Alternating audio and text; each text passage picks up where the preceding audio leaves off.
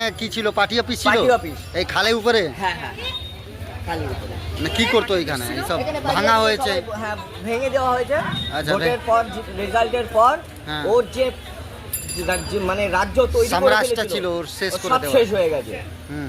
ওই যে একই সবাই বলতো যে এক ছবিলেই ছবি, ওকেই সব ছবি করে দিয়েছে, জনগণই ছবি করে দিয়েছে। আর ও এটা বুঝে পাইনি যে আজকে ওর জন্য আমরা খেটে আজকে আমরা ঘর ছাড়া হয়েছে, ওর জন্য আজকে আমি ঘর ছাড়া হয়েছে। এই এলাকার ছেলে আমি, মানে এর উপরেই ওর সাম্রাজ্য, এর উপরে সব সাম্রাজ্য ছিল।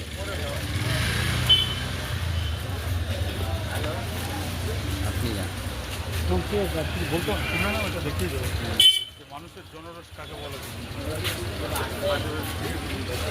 আপনারা দেখছেন আদর্শ তিতুমির পত্রিকা, সঙ্গে রয়েছি আমি ধৃতরাষ্ট্র।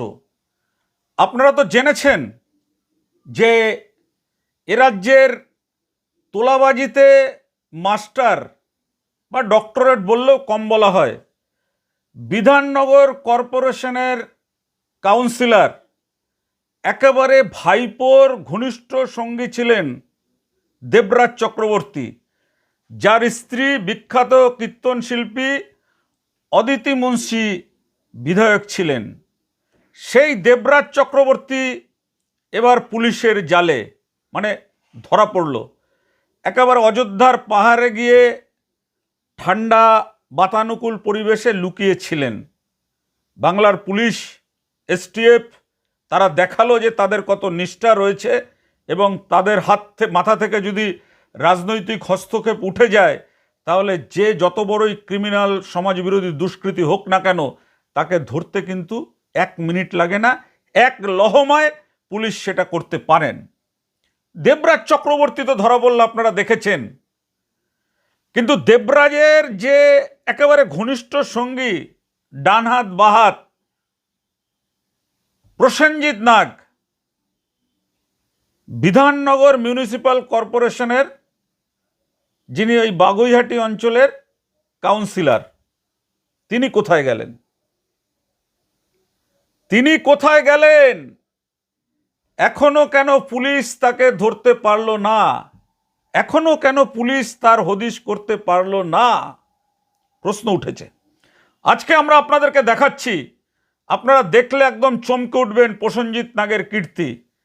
যে প্রসেনজিৎ নাগের উত্থান হয়েছিল রেনেসা নার্সিংহোমের একজন কর্মী হিসাবে কাজে ঢুকে, পরে এমনভাবে জালিয়াতি করে সেই রেনেসা নার্সিংহোমের মালিক বনে যেতে চেয়েছিলেন, সেই প্রসেনজিৎ নাগ কি করেছেন শুনবেন।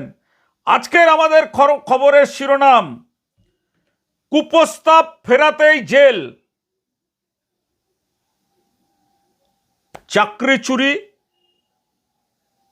এবং কলেজ পড়ুয়া ছেলেকে পক্সো মামলার অভিযোগে 7 মাস জেলের ঘানি টানালো এই প্রসেনজিৎ নাগ।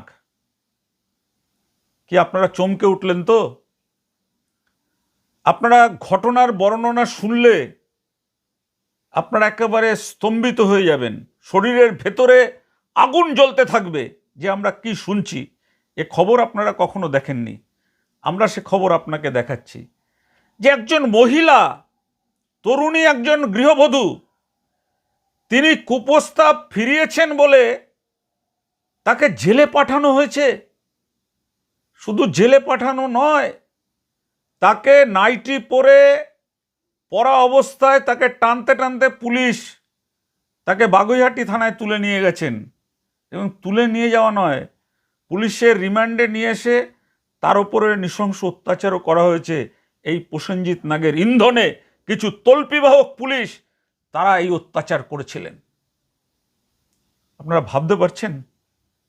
আজকের এই প্রতিবেদন আমাদের ক্রাইম রিপোর্টার সুরেন্দ্র কুমার সিং যেটা সংগ্রহ করে নিয়ে এসছেন, তা কিন্তু অত্যন্ত চাঞ্চল্যকর। মহিলার যে গৃহবধূকে কুপ্রস্তাব দেওয়া হয়েছিল, তাকে নিজের শয্যা সঙ্গিনী বানানোর জন্য তাকে ফোনে ডেকে পাঠানো হয়েছিল, যে ফোনে তার রেকর্ড সব ছিল।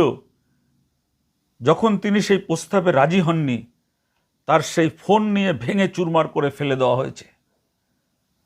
তারপর তার ছেলের মোবাইল ফোনে 10,000 টাকা ফোনপে অচেনা নাম্বার থেকে পাঠিয়ে 3,10,000 টাকা নিয়ে চাকরি দিয়েছেন বলে সেই মহিলাকে জেলে পাঠানো হয়েছে। কেন? সে শুধু তার প্রসেনজিৎ নাগের শয্যা সঙ্গিনী হতে চায়নি। আচ্ছা, আপনারা বলুন তো,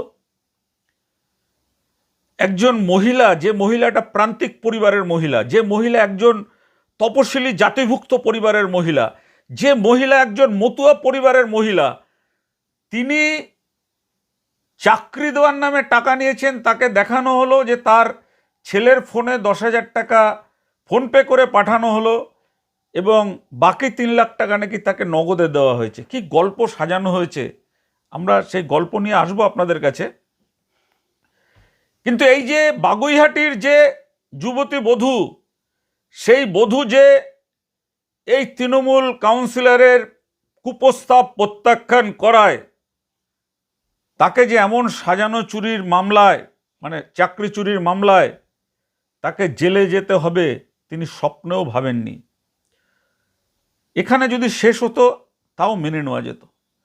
তার একটা কলেজ পড়ুয়া ছেলে, তাকে একটা 3 বছরের বাচ্চা মেয়েকে তিনি নির্যাতন করেছেন, যৌন নির্যাতন, এমন অভিযোগ করে সে কলেজে পড়ছেন ফার্স্ট ইয়ারে, তাকে পক্সো মামলা আপনারা জানেন খুব সেন্সিটিভ মামলা, যেটা তৃণমূল আমলে পুলিশ খুব ব্যবহার করছিল।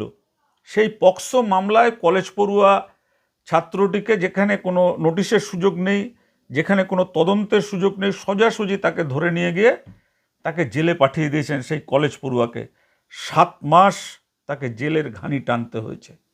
পারবেন এই প্রসেনজিৎ নাগ, যিনি তৃণমূলের কাউন্সিলর, যিনি বারাসাতের তৃণমূলের সাংসদ কাকলি ঘোষ দস্তিদারের ঘনিষ্ঠ অনুগামী, যিনি রাজারহাট নিউ টাউনের প্রাক্তন বিধায়ক তাপস চ্যাটার্জির ঘনিষ্ঠ অনুগামী, যিনি দেবরাজ চক্রবর্তীর অনুগামী, ফিরহাদ হাকিমের অনুগামী, পারবেন এই প্রসেনজিৎ নাগ এই 7টা মাস এই ছেলেটির জীবনে ফিরিয়ে দিতে?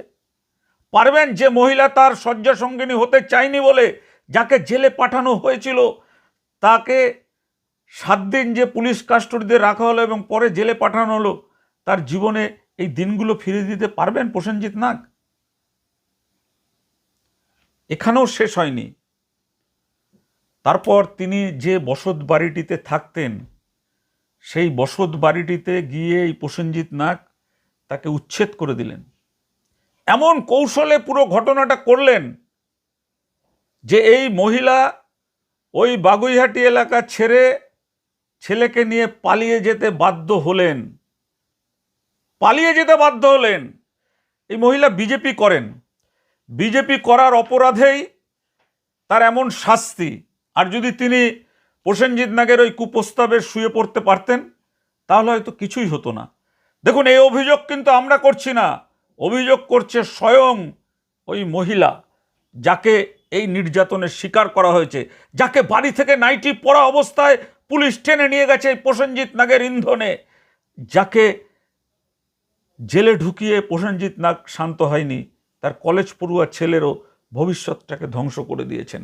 আসুন, আমাদের ক্রাইম রিপোর্টার সুরেন্দ্র কুমার সিং সেই মহিলার সঙ্গে বাগুইহাটিতে গিয়ে সরাসরি সাক্ষাৎ করেছিলেন। কি বলছেন সেই মহিলা শুনুন, শুনলে চমকে যাবেন। আমাদের এ রাজ্যের মাননীয় মুখ্যমন্ত্রী শুভেন্দু অধিকারী মহাশয়কে আমরা এটা শুনতে বলবো প্রাক্তন মুখ্যমন্ত্রী মমতা বন্দ্যোপাধ্যায়কেও, যে তিনি ছিলেন নারী হয়ে তিনি কাদের হাতে ক্ষমতা দিয়েছিলেন, কোন দুষ্কৃতীদের তিনি কোটিপতি করে গেছেন, কোন দুষ্কৃতীদের তিনি ফুলিয়ে ফাঁপিয়ে লাল করে দিয়ে গেছেন। শুনুন সেই দুঃখী মহিলার কষ্টের কথা। আচ্ছা দিদি, আপনার সঙ্গে কি হয়েছিল? নমস্কার, আমার নাম সেবিকা হালদার। আমি 20 নম্বর ওয়ার্ডে 15 বছর ধরে আছি।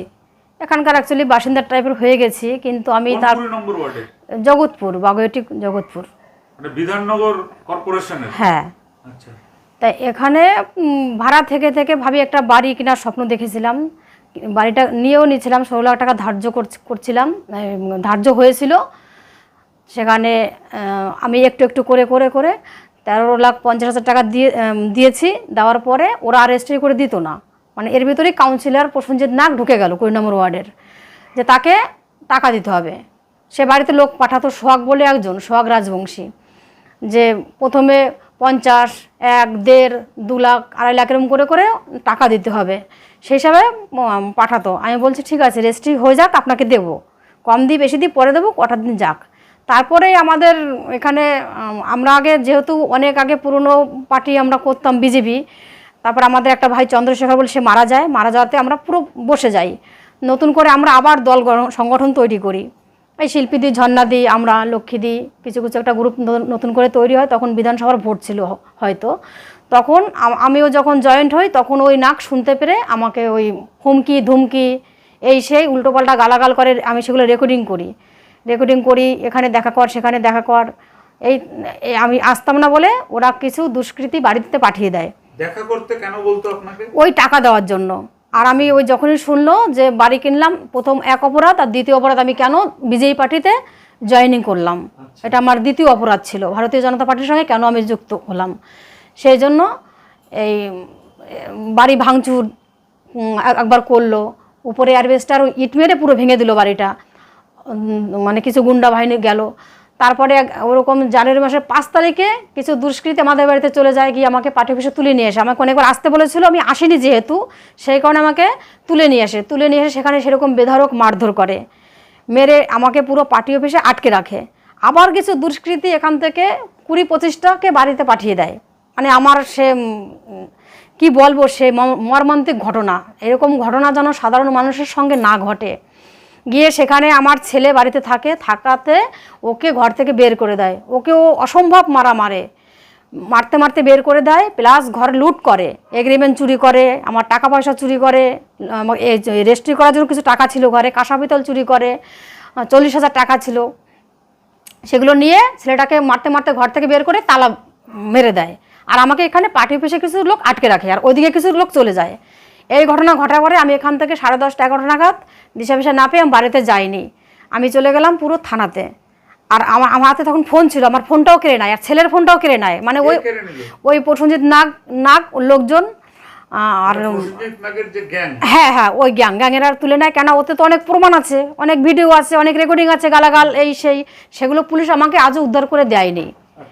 না দেওয়াতে আমি যখন থানায় যাই, থানার থেকে আমি ওখান থেকে আমাকে মেডিকেল করতে নিয়ে যায় হসপিটালে, সেখান থেকে করিডোরে আমি যখন বাড়িতে আসি তখন আমার সঙ্গে 4টে পুলিশ আসে।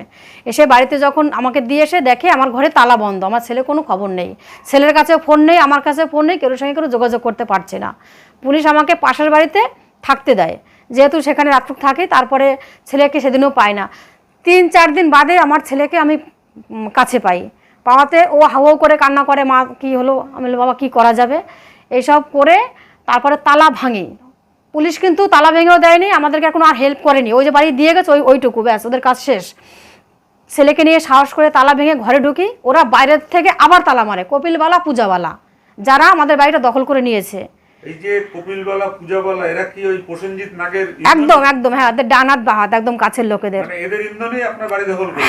হ্যাঁ আরও ছাদ বাড়িয়ে দেয় আমাদের বাড়ির ভিতরে, কপিলবালা পুরো ছাদ বাড়িয়ে দেয়, তাই নিয়ে 2-একবার ঝগড়া শান্তি হয়, এই হচ্ছে বিষয়। তারপরে পুলিশকে আমরা যখন পুলিশকে ফোন করি, পুলিশ আসে না, বলে আমরা কিছু করতে পারবো না। পুলিশ ফাঁড়িতে ফোন করা হয়, পুলিশ ফাঁড়ি দিব্যেন্দু ঘোষ, সে বলে আমি কিছু করতে পারবো না। তারপরে আমরা 100 নম্বরে ফোন করতে বাধ্য হই 4 দিন পরে দিব্যেন্দু সাদা কাগজ নিয়ে এসে বলে এখানে লিখে দাও, বাড়ি ছাড়তে হবে 1 মাসের মধ্যে। 1 মাসের মধ্যে বাড়ি খালি না করলে আমি কোনো সাহায্য করতে পারবো না। তারপরে আপনাকে দিয়ে লেখালো কাগজে? হ্যাঁ তখন তালা মারা। বাড়িটা তো আমারই, আমি তো নিয়েছিলাম, আমাকে থাকতেও দিয়েছিল, সেখানে আমি ছিলাম, ও টাকাও দিয়ে দিয়েছিলাম 13,50,000 দেওয়া, টাকা পয়সা ক্লিয়ার। কিন্তু যে রেজিস্ট্রি করে দেবে সে রেজিস্ট্রি করতে আসতো না বলে আমি একটা ডায়েরিও করি বাগুইটি থানায় যে আমাকে রেজিস্ট্রি করে দেওয়া হচ্ছে না। হ্যাঁ, সে আসতো না, তাকে ফোন করতাম, তাকে ডাকা হতো, সে আসতো না। এই করে তখন আমার ছেলে বলে মা আমরা তো হয়তো মরে যাব, তারপরে পুলিশ চলে যাওয়াতে ওই তালা ওরা সেই আবার হুমকি ধুমকি, ধর্ষণ করে দেবে, কেরিয়ার নষ্ট করে দেবে, মার্ডার করে দেবে, খুন করে দেবে, হ্যাঁ, কেটে কুচি কুচি করে খালে ভাসিয়ে দেবে, আমাকে আমার ছেলেকে সারখার করে দেবে, কি বাইরে ছেলে ফেলে দিয়ে ঘরে ঢুকিয়ে দেবে, সেই নানান বিচ্ছিরি ভাষা এসব দিয়ে টিয়ে মোটামুটি আমরা ভয়ে তখন আমরা লিখতে বাধ্য হই পুলিশকে যে স্যার আপনি পরে আবার ফোন করি যে আপনি আসুন, আমরা লিখে দেবো। তারপর পুলিশ 4 দিন বাদে আসে, তারপরে আমরা লিখে দিই যে ঠিক আছে। তখন আমরা জানুয়ারি মাসের 25 তারিখে আমরা এলাকা ছেড়ে চলে যাই, অনেক দূরে চলে যাই। কিন্তু 4 মাস বাদে আবার একটা কেস দেয় আমি নাকি চাকরি বিক্রি করেছি।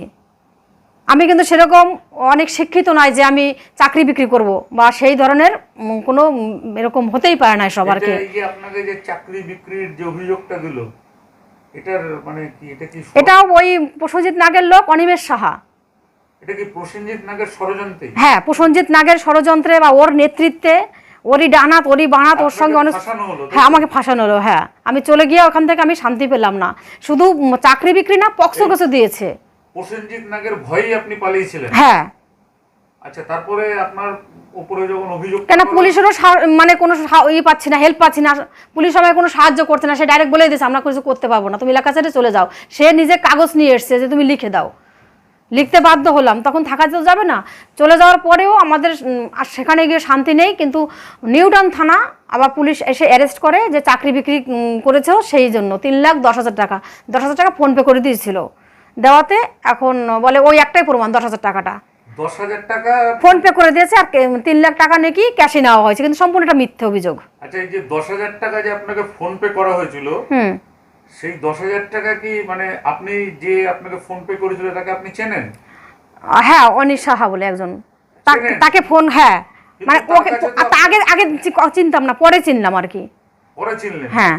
এবার টাকাটা যে আপনাকে ফোন পে করলো, সেটা কি আপনার ইচ্ছায় না অনিচ্ছায়? না, আমি জানি না টাকা এসছে। ওকে ওই নাম্বারে ফোন করা হলো যে ভাই তো টাকা কেন পাঠিয়েছিস, ফোন কেটে দিল। তখন বললাম টাকা তাহলে আমরা রিটার্ন করে দিই, তখন সেখান থেকে ব্লক করে দিল, টাকা রিটার্নও যাচ্ছিল না। কিন্তু তার মানে তো এটা একটা বিরাট চক্রান্ত হয়েছে। হ্যাঁ, মারাত্মক চক্রান্ত, মানে জঘন্য ক্রিমিনাল যাকে বলে এটাকে আর কি। কেন ও তো ক্রিমিনাল লয়ার, এগুলো ধাপগুলো জানা আছে। শুধু এই অত্যাচারী তো আমি একা নই, আমাদের জগৎপুরের বাসিন্দা বিভিন্ন ছেলে মেয়ে বউ এরকম হেনস্থা হয়েছে, এরকম এই মানে ভুক্তভোগী। এতে শুধু ওর তোলাবাজি। তারপরে আপনাকে, আপনার বিরুদ্ধে এই যে চাকরি চুরির কেস দিয়ে পুলিশ আপনার সাথে কি আপনাকে তুলে নিয়ে গেল? হ্যাঁ, তুলে নিয়ে গেল। একটা নাইটি পরা, নাইটিটা ছিঁড়েও গেছিল আমার। আপনাকে যখন তুলে নিয়ে গেছিল তখন দিনে না রাতে? সকাল 7:30 নাগাদ। সঙ্গে মহিলা পুলিশ ছিল? কিন্তু সে কিছু করেনি। ওই পুরুষ পুলিশও ঘরে ছিল, এবং আমার গুরুদেব এখানে চিকিৎসার জন্য এসেছিল, তাকেও ঘর থেকে বের করে দেয়। আর ওই পুলিশ আমার ঘরে ডাকাতি করে। ডাকাতি আমার সোনার চেন, আংটি, শাখা বাঁধানো, পলা বাঁধানো, প্লাস টাকা 2 লাখের উপরে টাকা। আপনাকে কি পোশাক পরারও সময়? না না না না না, দেয়নি। কি করা হয়েছিল? ওই এসে আপনি থানায় যেতে হবে, কেন চল গেলেই বুঝবি, সেইটুকু মার ঘরের ভিতরে বসে শুরু করে দিয়েছিল। মারছিল? হ্যাঁ, সবার সামনে। পুরুষ পুলিশ, এমনকি ড্রাইভারও গায়ে হাত তুলেছিল। আর এটা কি, এটা মানে প্রসেনজিৎ নাগের? হ্যাঁ, একদম প্রসেনজিৎ নাগেরই কথা সব হয়েছে। আর পুলিশ ভ্যান গাড়ি আসে আর বাইক আসে। বাইক আমাকে দিয়ে ভ্যান গাড়িতে করে যখন পাঠিয়ে দেয়, 4টে পুলিশ নিয়ে যায়, গাড়ি থামিয়ে আমার গায়ে হাত তোলে, ড্রাইভার পর্যন্ত গায়ে হাত তোলে। অতএব ওই পুলিশ কিন্তু যায় না। যে একটা পুলিশ অফিসারের নামটা আমি ভুলে গেছি, মুসলিম, সে মুসলিম সমাজের লোক, কিন্তু সে পরে যায়। তার হাতে আমার ট্যাব, আমার চুড়িদার দেখি পরে, 2 দিন পরে দেখি এগুলো, তাহলে আমার আলমারিতে ছিল আমার চুড়িদারটা। আপনাকে থানায় নিয়ে কি করা হয়? থানায় নিয়ে ওখানে আটকে রেখে দেয়, নিয়ে সেখানে গিয়ে ওখানে ওরকম অত্যাচার করে। কতদিন আটকে রেখেছিল? 1 সপ্তাহ। আমি জলটুকু খাইনি, 1 সপ্তাহ আটকে রেখেছিল। 1 সপ্তাহকে আপনাকে কোর্টে তুলে তারপরে নিয়ে এসেছিল না এমনি? না, কোর্টে নিয়েছিল, প্রথম দিনই কোর্টে নিয়েছিল। নিয়ে তারপরে হ্যাঁ, আবার হ্যাঁ পুলিশ কাস্টডিতে পাঠানো হয়েছিল? হ্যাঁ। কাস্টডিতে আপনার সাথে কি ব্যবহার করা হলো? খুব অন্যায় করা হয়েছে। কি হয়েছে দিদি? খুব অন্যায় করে, খুব মারধর করা হতো। এমনকি 3 লাখ টাকা ওদের দিলে পরে আমাকে থানা থেকে ছাড়িয়ে দেবে। 3 লাখ টাকা দাবি করছিল পুলিশ, 3 লাখ টাকা দিলে থানা থেকে ছাড়িয়ে দেবে, তাহলে কোর্টে চালান করবে না। আচ্ছা, তো আমি 7 মাস বাদে যখন জাজ সাহেব জিজ্ঞাসা করলো তুমি কেন তালা মারছো, আমার ঘর 7 মাস বন্ধ ছিল, বলে যে অস্বীকার করে কোর্টে গিয়ে, জাজ সাহেবের কাছে বলে না আমরা তালা মারিনি, কিন্তু পাড়ার লোক জানে তালা মেরেছে। পুলিশ বলছে তখন হ্যাঁ তালা মারিনি। মারেনি। হ্যাঁ, কিন্তু 7 মাস বাদে আমি যখন ঘর খুললাম দেখি আমার সোনার জিনিস, আমার শাখা বাঁধানো, পলা বাঁধানো, সোনার চেন, আংটি, এগুলো কিছুই নেই। আপনাকে পুলিশ কিভাবে মারধর করতো, মানে অত্যাচারটা যে আপনার উপর হতো সেই অত্যাচারটা কিভাবে হতো আপনি এই ধরুন আমাকে ড্রেসটা পরতে বলছিল 3 দিন বাদে, আমি ওখানে ওই ড্রেস পরে তো নাইটি পরে আমাকে নিয়ে গেছিলো বারাসাত কোর্টে, নিয়ে গেছিলো ডাক্তারের কাছে, যখন ওইটা পরবো না সেই হিসাবে একটু জেদ করেছিলাম বলে সেই জন্য খুব মেরেছিল।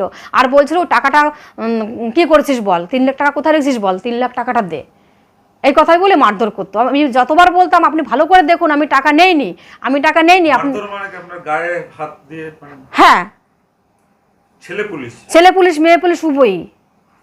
আচ্ছা, এবার আরেকটা জিনিস যেটা আমরা শুনেছি সেটা হচ্ছে যে আপনার ছেলে কলেজে পড়তো। হ্যাঁ, আমার ছেলে কলেজ পড়ুয়া, সেই ছেলেটাকে আমরা শুনেছি সে 7 মাস জেলে ছিল, কেন?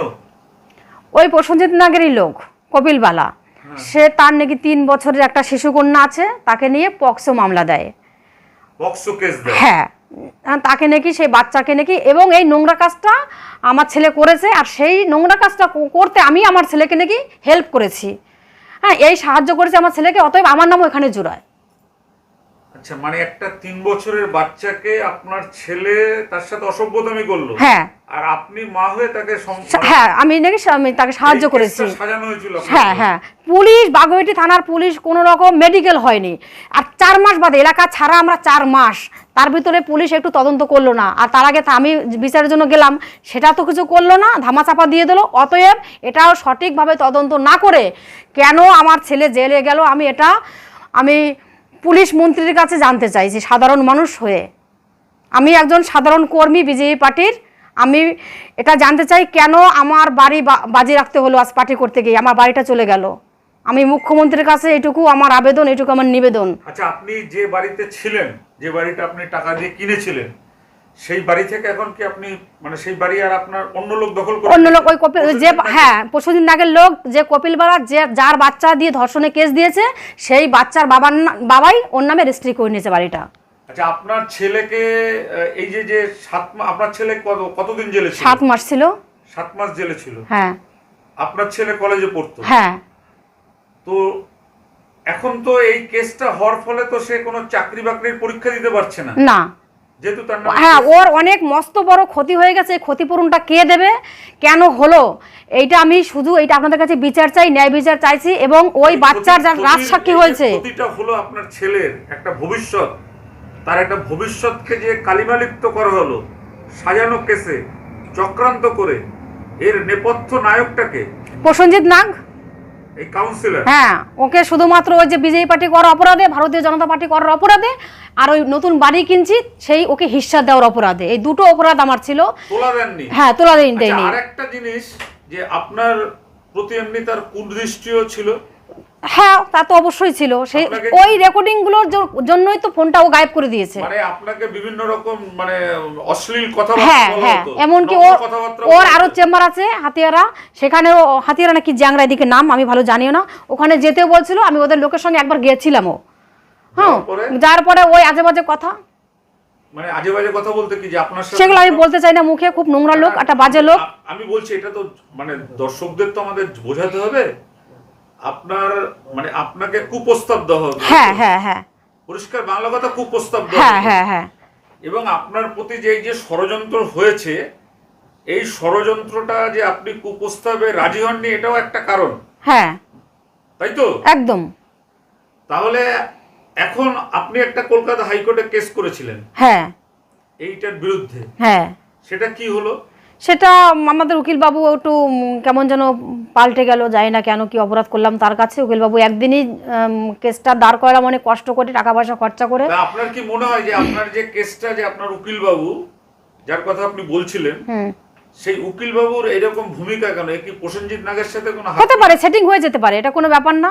হয়তো দেখা গেল এইখান থেকে আমি গরিব মানুষ, আমার কাছে টাকা পয়সা লুটে ফুটে খেলো, এবার এই কেসটা ঢিসমিস করে দেওয়ার জন্য, জল করার জন্য ওর কাছ থেকে লুকিয়ে চুরি খেতে পারে, আচ্ছা, হয়তো আমার কাছে কোনো ছেলেকে প্রমাণ নেই। এখনো কোর্টে পক্সো কেসে হাজিরা দিতে হয়? হ্যাঁ, আর হাজিরা দিতে হ্যাঁ, হচ্ছে? আর ওই ছোট বাচ্চা গিয়ে রাজসাক্ষী দিয়েছে, তার সঙ্গে কিছু হয়নি, আর তার বাবা মা এখনো যায়নি। 4-5টা ডেট পড়েছে, বাবা মাকে কোর্ট ডাকছে, কিন্তু কোনো অ্যারেস্ট ওয়ারেন্ট বের করছে না কোর্ট।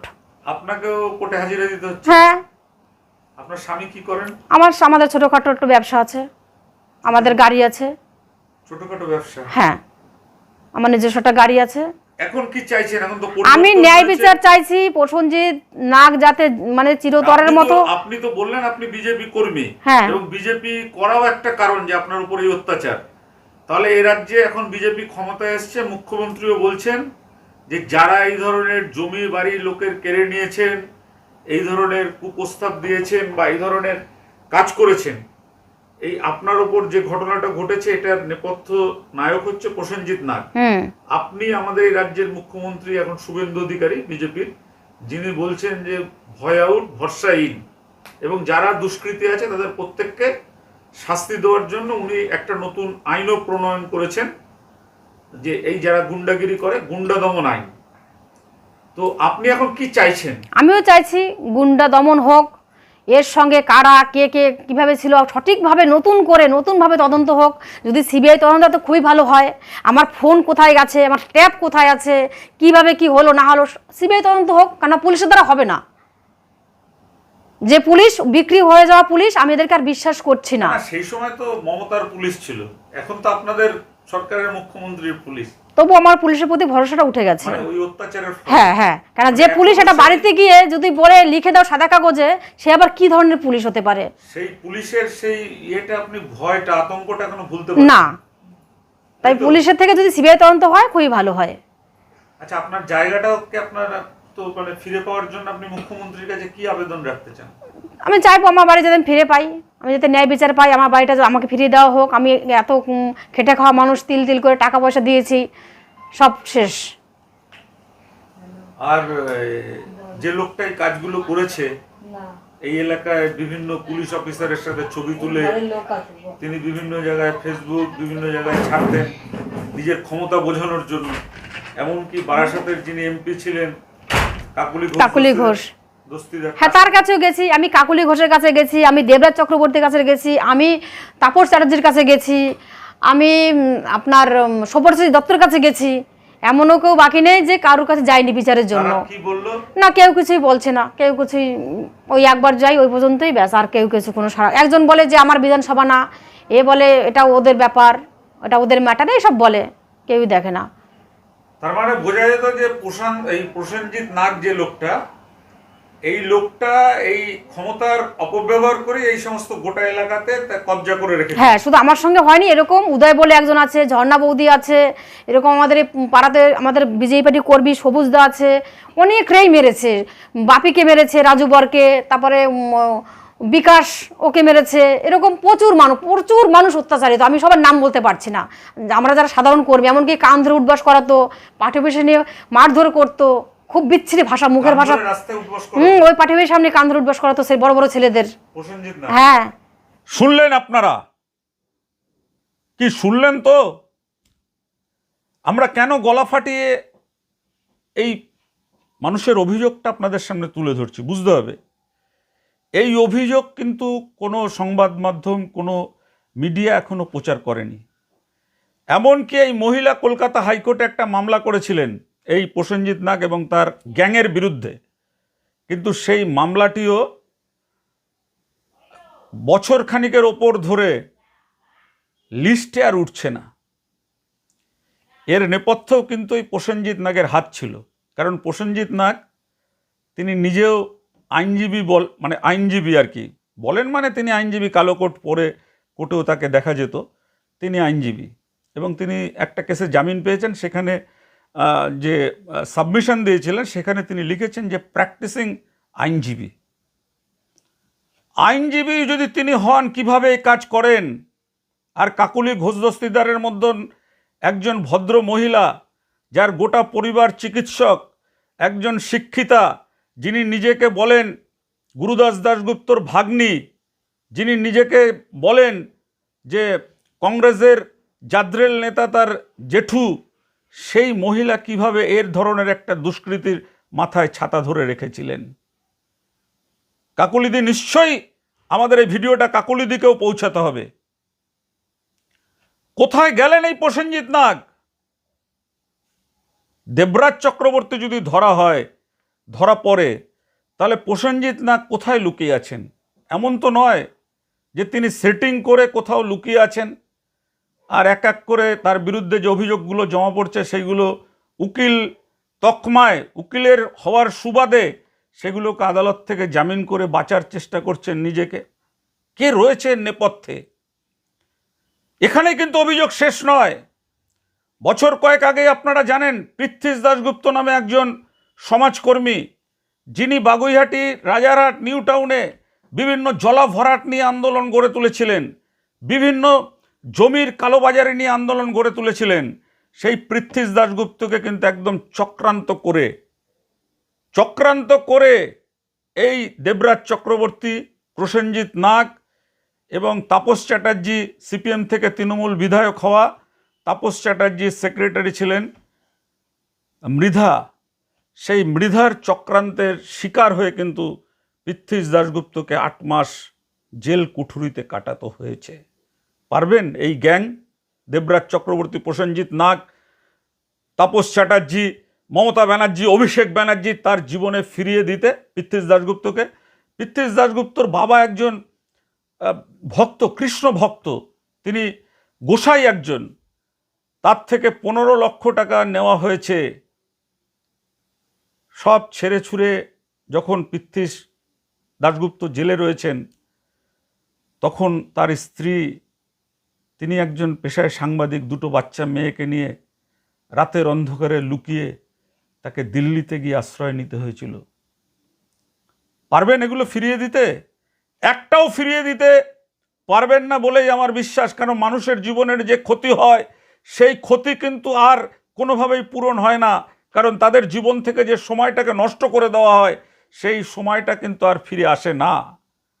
তাই আজকের খবরের আমাদের শেষ প্রশ্ন যে এই যে প্রসেনজিৎ নাগ, যিনি পুলিশের সঙ্গে নেক্সাস তৈরি করে পুলিশকে দিয়ে বিভিন্ন মানুষকে মিথ্যা মামলায় গ্রেপ্তার করাতেন, আমাদের হাতে কিন্তু তার ডকুমেন্টস রয়েছে, তার প্রমাণ রয়েছে।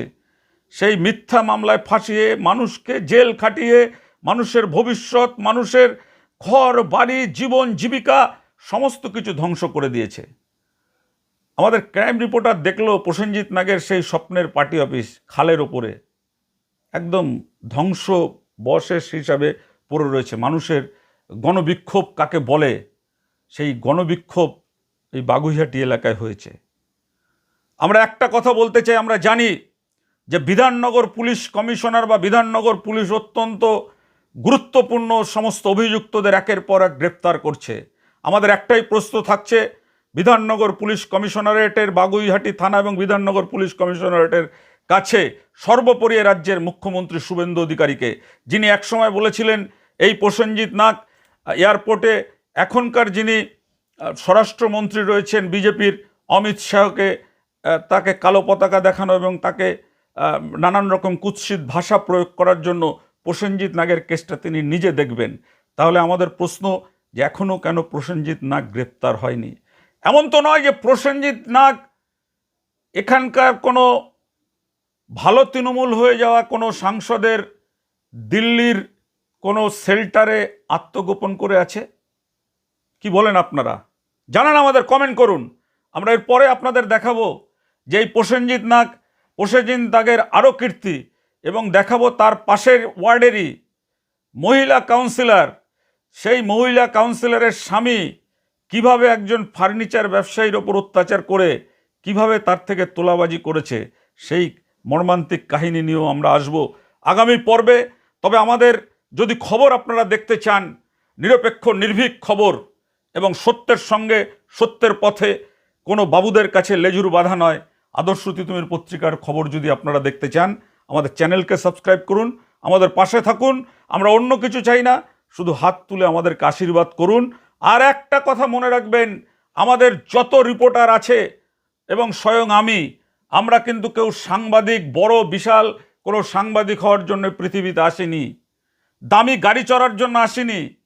এসি লাগিয়ে ঠান্ডা ঘরে বসার জন্য আসিনি, বাতানুকূল ট্রেন বাসে ঘোরার জন্য আমরা আসিনি, কোনো মুখ্যমন্ত্রী কোনো মন্ত্রীর দয়া ভিক্ষাও আমরা চাই না।